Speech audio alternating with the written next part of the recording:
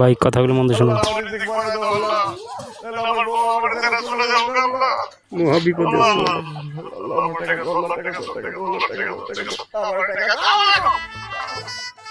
টাকার ব্যাগ পাইছি, টাকার ব্যাগ পাইছি।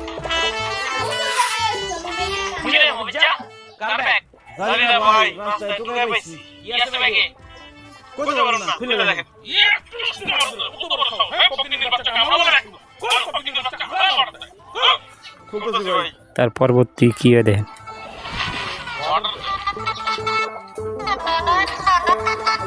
টাকা টাকা খালি টাকা।